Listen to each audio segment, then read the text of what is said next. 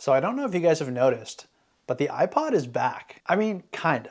It's not really back. Apple's not making these anymore, but a lot of people are choosing to pick up a device or one very similar to this once again. And if you're watching this channel, you're likely not surprised. There's been this little niche sub-trend kind of going on where people are choosing to pick up iPods or Zunes or similar devices like that, single-use music players. But why exactly is that? What is making people pick up a device like this, which in some models is over 20 years old? And folks, that's what we're going to be talking about today. If you don't know me, I'm Spencer, and I'd like to talk about frugality, simple living, and ways to cut down on your technology usage, sometimes by using other technologies, like the iPod. Let's get into it. The original iPod came out in October of 2001. It wasn't the first MP3 player. There was something that came out of Japan, I think that was the first one. But what it was the first MP3 player that was able to hold 1,000 songs, which was a huge thing at the time. I actually remember my grandma had a really small MP3 player at the time, and I feel like it could only hold like 60 something songs. That was impressive at the time, honestly. So when the iPod came out, it blew that thing out of the water. People were obviously impressed by the iPod, and it wasn't long before it became a cultural phenomenon. And for such a small, unique device, it was also rather long-lasting with a 10-hour battery life. But folks didn't really know how long-lasting they were truly going to be, because 23 years later,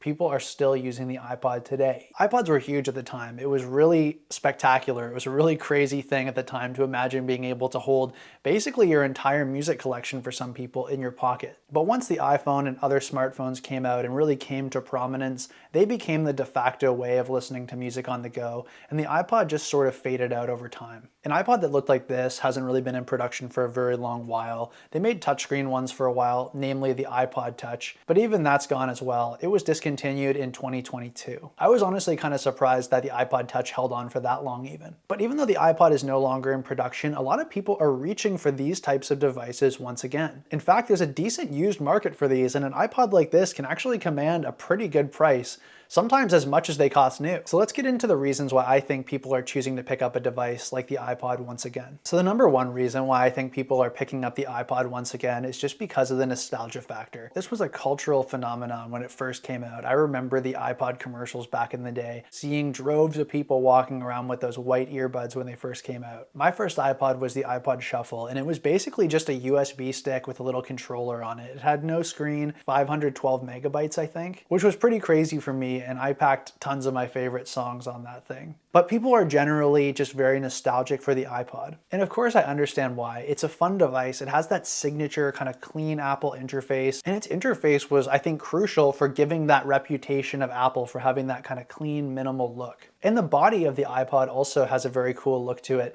It's got a retro feel, like it obviously doesn't feel like the newest thing ever, but it also just has a way of kind of feeling up to date even though it is an older thing. But that's kind of the effect that Apple has, I think, generally. If you can think of those big Apple desktop computers. I remember somebody I know had one, and it was like green and it was see-through and you could see the components in the back of the computer.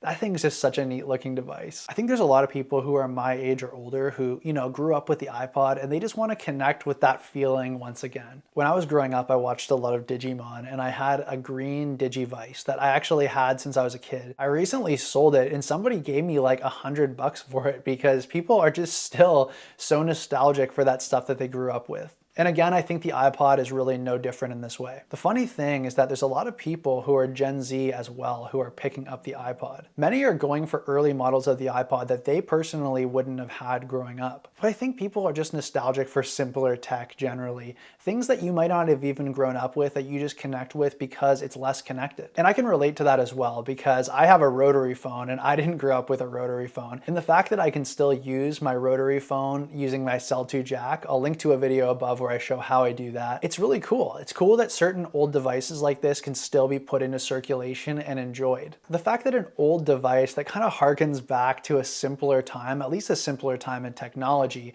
that can still be used today, that's really cool. So it's cool. People are nostalgic for it. So the second reason why I think people are choosing to pick up the iPod once again is people are looking to enjoy music and listen to music digitally, but they want to do it in a way that isn't involving a smart device and the distractions that come along with it. If you want to hear about smart devices and the distractions that come along with it, take a poke around my channel because that's pretty much what I talk about around here. We are increasingly living in what is a smart world. I don't know if that's making us any smarter, but what it is for sure is making us busier, more stressed, and more distracted. If you choose to use an all-in-one smart type device, you're bringing all the distractions that come along with that with you wherever you go. If you just want your phone to come with you on an errand so you can listen to a podcast or listen to some music, you're getting a lot of extra stuff maybe that you don't want with you that is coming on that errand. The ability for people to text you, the ability for emails to bother you, the ability to just pick up your phone and dive into social media. Since the introduction of the smartphone, people have been choosing more and more to use their smartphone as their all-in-one device to listen to music and do a lot of other things.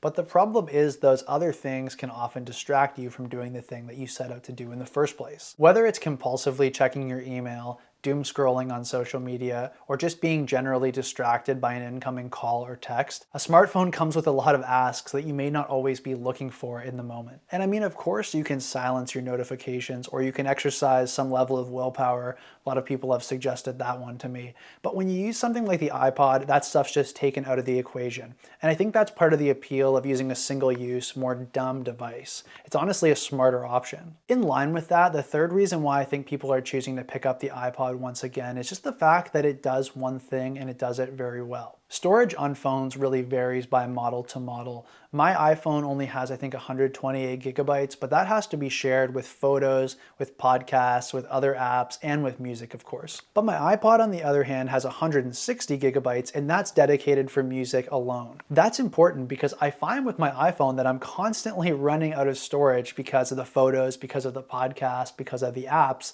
that I don't have a problem with on my iPod. The iPod is a dedicated thing that is just there to do music.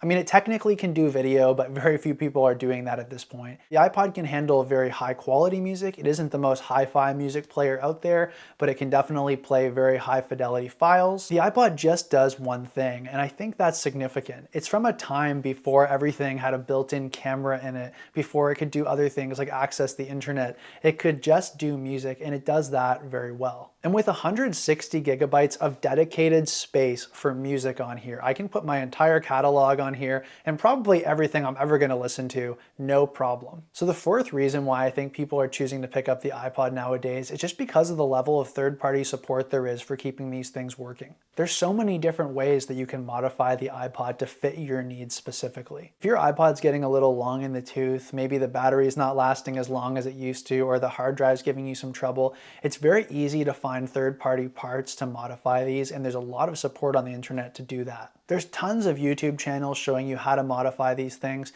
You can put the original types of parts back in it, or you can modify it to faster, more modern solutions. Like you can switch out the spinning disk hard drive for micro SD cards or even CF cards. You can put a new battery in it, something higher capacity. You can replace the scroll wheel if that's giving you trouble. You can put a new screen in. I will caveat that this depends on what model you're using. I have the iPod Classic. I think it's the 5th or 6th generation. This is one of the most supported iPods out there, and on eBay there are a ton of parts available. And if you want to get your hands dirty and learn how to do a little bit of electronic repair, you can figure out how to do this yourself with a lot of help that's out there on the internet. Here on YouTube, there's tons of tutorials on how to do these modifications I mentioned, like changing out the screen or changing the hard drive or the battery out in an iPod like mine. There's also tons of alternate plate options for the front and the back plate, the outside case of the iPod, that you can change to fit whatever taste you have. You can go yellow, you can go black, you can go hot pink, or you can bring it back to bone stock if that's your thing. The point is, the support community for these things are huge, and if you get one of the models that doesn't have any of the parts glued to the board,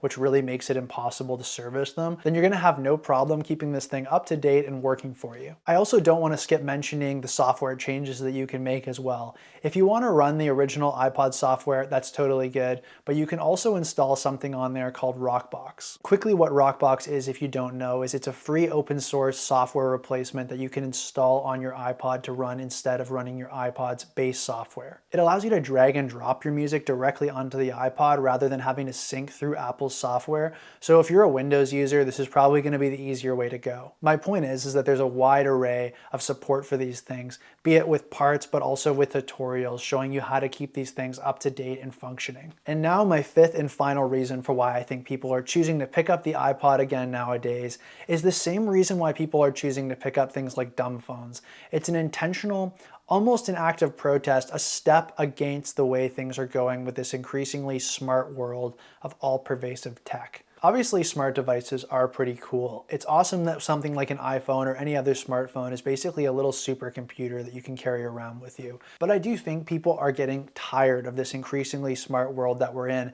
It is tiring to kind of be always on because we always have some sort of digital connection with us at all times. Obviously, I think people are picking up things like the iPod and the dumb phones as a way to disconnect from this hyper connectivity that we're living in, but I do think it's also a little bit more than that. It's an act of protest to show that I'm not sure that this is the way that we should be going, this extreme connectivity that we're pushing ourselves towards. And I think people are picking up these things as a little sign that they're not so sure that they want to move that direction either. I know I am. That's about it for today, guys. Just a few reasons why I think people are choosing to pick up something like the iPod once again. It doesn't have to be the iPod. There's tons of good single-use music players out there. I've actually linked a few of them in the description if you're looking to pick one up yourself and you can't quite find one of these bad boys. What do you think about the iPod and its resurgence here in the 2020s? Do you agree with any of my reasons? Are you using the iPod yourself? Or are you happy just sticking with your smartphone, exercising a little bit of extra willpower and enjoying the convenience that comes from an all-in-one device like that? Let me know in the comments section. That's it for today, and I'll see you in the next video.